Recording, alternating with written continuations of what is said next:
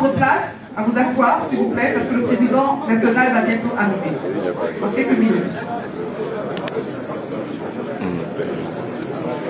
Il y a encore quelques perturbateurs qui ont des places. Il y a encore quelques-uns qui ont des places.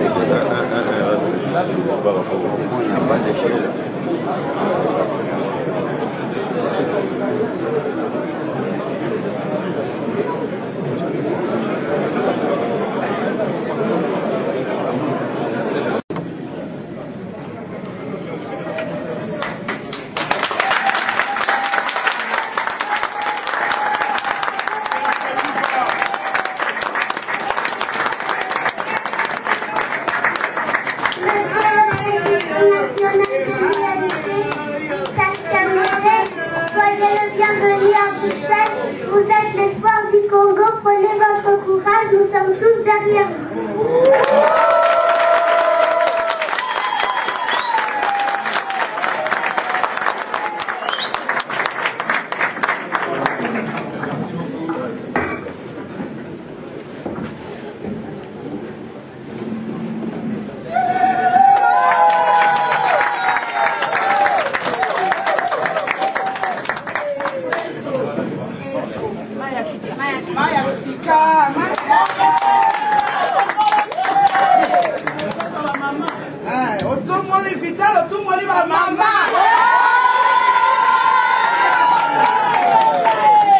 Mesdames et messieurs, vive le national. Debout. Unis par le sang, unis par l'effort pour l'indépendance. Longtemps courbés, et pour le bon, prenons le plus bel élan dans la paix au peuple avant. Par les labeurs, nous bâtirons un pays plus beau qu'avant, dans la paix citoyenne. Pardonnez l'hymne sacré de notre solidarité. Fièrement saluer l'emblème de notre souveraineté. Congo, mon pays, Congo, des aïeux, Congo, mon pays, Congo. Nous préférons sauter, nous assurerons ta grandeur. 30 juin, nous 30 juin, 30 juin, nous soleil, nous faisons du contraire, c'est notre liberté que nous lèverons à notre postérité.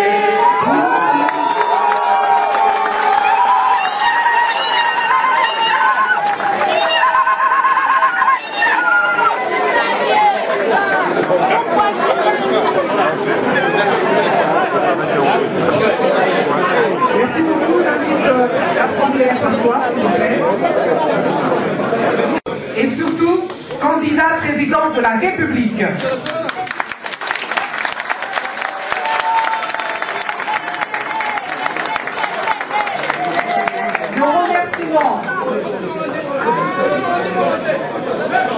Nos remerciements et notre gratitude s'adressent aussi et surtout à tous celles et ceux qui n'ont pas ménagé leurs efforts afin que la rencontre de ce jour soit rendue possible. Monsieur le Président national, Messieurs les membres de la direction politique nationale, Mesdames et Messieurs des fédérations ULC, Mesdames et Messieurs, distingués invités, en nous faisant l'honneur d'être parmi nous aujourd'hui, M. Vital Kamerhe entend associer la diaspora congolaise à l'ambitieux travail de reconstruction de notre pays et à l'édification d'un véritable état de droit, débarrassé des oripeaux du passé. Cette ambition légitime et cette quête inlassable vers le bien-être de nos concitoyens nécessitent la contribution de tous et de chacun dans un élan de générosité. Mesdames et Messieurs, distingués invités, aujourd'hui, disais-je, est un jour important car il scelle l'union et le raffermissement des liens entre la République démocratique du Congo et sa diaspora, dont vous êtes les représentants les plus dignes et les plus inspirés. La cérémonie de ce jour, outre l'installation officielle du Comité fédéral extérieur de l'UNC, sera ponctuée de plusieurs interventions, parmi lesquelles, premièrement, celle de M. Jean-Bertrand Ewanga, secrétaire général de l'UNC, qui procédera à la lecture de la décision portant nomination des animateurs des structures du parti de la diaspora, celle du président Vital Kamerhe, et enfin celle de M. Hilaire, secrétaire exécutif fédéral de l'UNC Belgique. Et en guise de conclusion, un rafraîchissement vous sera offert afin de vous remettre de vos émotions. Je vous remercie. Monsieur le secrétaire général, vous avez la parole.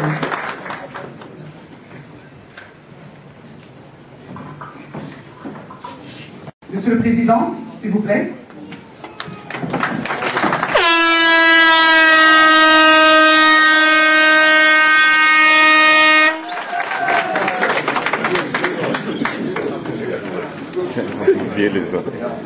L'émotion est à son comble. Je ne m'attendais pas à un si beau monde. Je voudrais dire à mes compatriotes tous mes remerciements. Je ne sais pas ce que je dois dire. Merci à Dieu. Puisque tout ceci, nous le devons d'abord à Dieu le Créateur. Je sais et je suis convaincu avec vous que le Congo est une puissance, une grande puissance endormie. Endormie pourquoi? Parce que depuis 1960, jusqu'à ce jour, des gouvernements successifs ont géré le Congo de façon tout à fait irresponsable. Nous devons donc reconnaître notre responsabilité dans ce passé, parce que nous ne sommes pas nés hier. J'ai été ministre, avant cela j'ai été conseiller dans beaucoup de ministères. J'ai été commissaire général du gouvernement chargé du suivi du processus de paix, j'ai été député et j'ai été secrétaire général du parti présidentiel, parti au pouvoir actuellement. J'ai fait la campagne du président de la République qui est là maintenant. Donc je n'ai pas de responsabilité dans ces désastres nationaux. J'ai été président de l'Assemblée nationale. J'ai eu à gérer l'Assemblée nationale dans le cas de la séparation des pouvoirs. Mais vous savez très bien, la séparation des pouvoirs doit marcher avec la complémentarité des tâches dévolues à chaque institution. L'Assemblée nationale peut faire son travail, mais si du côté du gouvernement, là où l'on est censé gérer le quotidien des Congolais, il n'y a rien qui est fait, tout le travail de l'Assemblée nationale va ressembler à un grand théâtre, une pièce de théâtre. Nous avons interpellé les ministres, on a interpellé le Premier ministre, nous avons fait des recommandations pour qu'on ne construise pas, notamment dans la cour de la télé de la Gombe, la télé de la gare. Mais qu'est-ce que vous voulez? Le président de l'Assemblée nationale, l'honorable Kankou, qui était auteur de la motion, ne pouvait pas aller prendre le ministre, le Premier ministre des Forces pour empêcher les Libanais et autres d'aller envahir les cours de récréation de nos enfants. C'est un exemple parmi tant d'autres. Nous avons interdit beaucoup de choses, mais là, ce n'était que des recommandations. Vous avez suivi notre attitude quand il s'est agi de désarmer les troupes de Jean-Pierre Bemba par la force.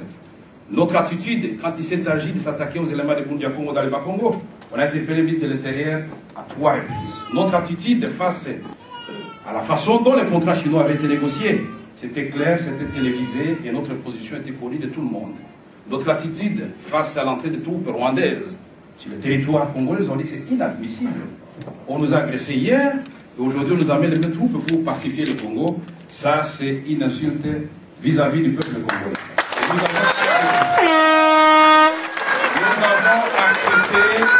Nous avons accepté de perdre notre prestigieux poste de président de l'Assemblée nationale. C'est pourquoi je m'étonne de temps en temps, quand les gens se posent encore la question de savoir est-ce que Kamerhe, ce n'est pas une taupe envoyée dans l'opposition? D'abord, je voudrais vous dire, moi je suis descendu au sein du peuple congolais, parce que le premier opposant, pour le moment, au régime actuel, c'est le peuple congolais. Et moi, mon combat, je voudrais le faire au sein de ce peuple et avec ce peuple. Descendons tous au niveau du peuple et Dieu va nous élever. Donc c'est ça, et du voilà que je me suis dit. Je voudrais dire ceci. En ce qui concerne mon engagement indéfectible pour les combats, pour les changements, je n'ai pas de démonstration à faire. Si je voulais devenir Premier ministre, j'allais devenir. Si je voulais garder mon poste de président de l'Assemblée nationale, point de besoin de chercher des raccourcis et des chemins en passant par l'opposition. Parce que j'ai reconnu que le navire piloté actuellement par le PPRD est en train de tanguer et il va certainement sombrer. Donc j'ai remis ma démission en bonne et due forme. Je n'ai jamais changé ma position, je suis resté constant. Qu'il s'agisse des négociations entre les Congolais, ma position était claire, c'est le rapprochement avec les frères. Qu'il s'agisse des négociations avec les Rwandais ou l'Ouganda, ma position était claire. Qu'il s'agisse de l'application des accords de Lusaka ou de Sun City, ma position était claire. Quand j'étais ministre de l'Information, j'avais fixé au peuple congolais un seul objectif, la réunification communicationnelle. Et j'avais dit, aucun journaliste étranger ou national ne sera inquiété ni menacé. Je mets quiconque au défi de la presse internationale nationale qui peut dire ici, ou à Kinshasa, ou ailleurs, qu'il avait vu son organe de presse menacé ou fermé sous mon mandat comme ministre de l'Information. Personne ne va lever son doigt. Nous avons donc permis à toutes les tendances de notre pays pendant une transition qui n'était pas donnée d'avance comme facile, 1+4, à toutes les tendances de s'exprimer. Et les chaînes de Jean-Pierre Bemba, à l'époque où moi j'étais ministre de l'Information, jamais fermées, aucune fois. Et les chaînes du pouvoir, aucune fois. C'est ça la dialectique qui amène le changement. Et il n'y a pas d'opposition, tout comme il n'y a pas de pouvoir sans l'un et l'autre. Et nous avons donc aujourd'hui, ici devant, les comités des différents membres de l'UNC parsemés à travers le monde. Pourquoi nous avons choisi d'abord la diaspora congolaise? Parce que vous êtes les symboles vivants de ceux qui pouvaient, c'est-à-dire le cerveau, profiter à notre pays, mais à cause de l'absence de l'État, à cause de la désorganisation, à cause des guerres et de l'insécurité, que ce soit alimentaire ou insécurité tout court, vous avez choisi de venir ici. Quand je me suis adressé aux compatriotes du Canada, j'ai dit, mais il fait très froid ici. Et ils m'ont dit qu'il faisait chaud, c'était moins 27 degrés, j'avais de la chance. Ils m'ont dit qu'il arrive qu'il fasse plus froid que ça. J'ai dit, donc vous n'êtes pas là parce que vous avez voulu être au Canada. Vous êtes là parce que chez nous, ça ne marche pas. Donc nous devons retransformer notre paradis. C'est le don béni de Dieu, le Congo. Et nous allons le démontrer. Le Congo, tel qu'il est là, et l'Afrique, au fait, était collée à l'Amérique latine. C'est clair. C'est la séparation des plaques tectoniques. Et nous avons l'océan Indien. Et de part et d'autre, on a un géant. Les géants brésiliens et les géants congolais. Le Brésil, comme le Congo, a pataugé pendant plus de 5 siècles, avec une poignée d'individus qui se sont accaparés de toutes les richesses nationales. Mais il a fallu en 2002 l'arrivée d'un homme, Lula. Lula, il n'a pas fait de miracle. Il n'a fait que remettre l'État à sa place. Et le peuple brésilien à sa place. Tout d'abord, le peuple brésilien et tout pour le peuple brésilien. Ils ont la première forêt, nous en avons la deuxième. Ils ont le premier fleuve en termes de quantité d'eau, nous en avons le deuxième.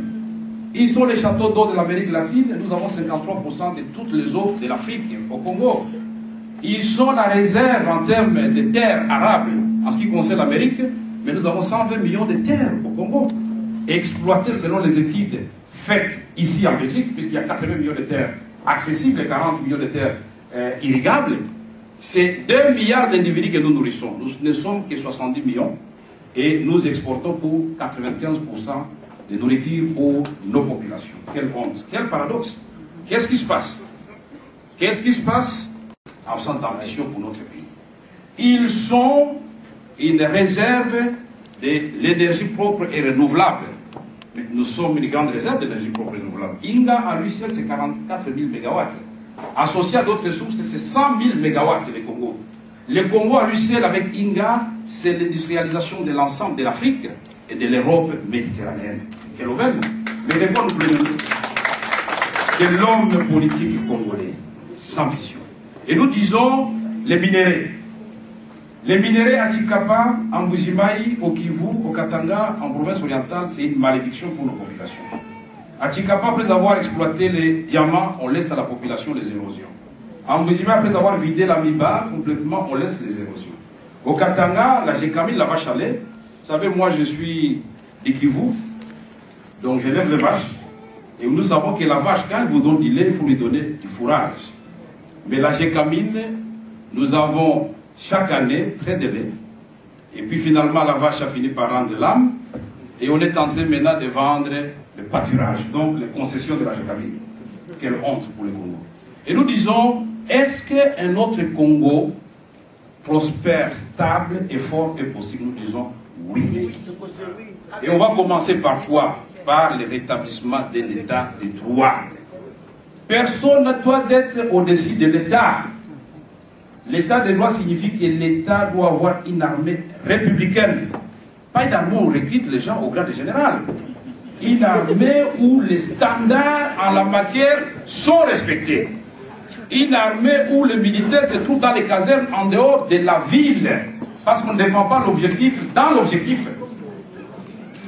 Il y a qu'au Congo où on trouve les camps militaires en pleine ville. Je ne suis pas militaire, mais j'ai fait la formation paramilitaire. Donc je vais vous parler de l'armée. Et quand le pays est attaqué, la ville est attaquée, comment voulez-vous que les troupes cramponnées dans la ville, parsemées dans les quartiers de la cité, puissent défendre la ville? Ce qui explique nos différentes défaites. Tous les officiers de valeur que nous avions dans notre pays ont fini par partir. Et ceux qui sont restés au pays sont tout simplement chosifiés. C'est quel pays où la méritocratie est reléguée au dernier plan? Et nous disons, le Congo peut encore avoir une armée républicaine, où le soldat va avoir la solde minimum pour tenir jusqu'à la fin du mois, sa cantine réhabilitée dans les camps, l'école, les centres de santé, et on sait très bien que le soldat ne peut sortir que quand il a l'autorisation de sortir du camp militaire. Et il sort sans son fusil, sans sa télé. Par ce spectacle où nous côtoyons les militaires dans nos quartiers à la cité. Est-ce qu'une police professionnelle est encore possible? Nous disons oui. C'était des attributions régaliennes de l'État de droit. Quand vous rencontrez les policiers, vous dites je suis sauvé. Et pas dire quand vous rencontrez les policiers, vous détalez.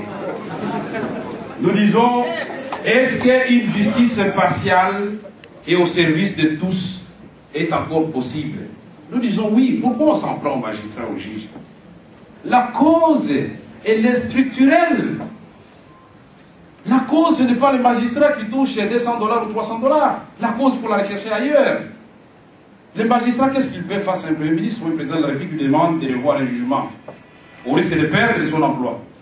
Est-ce qu'il faut s'attaquer aux magistrats ou s'attaquer à la cause?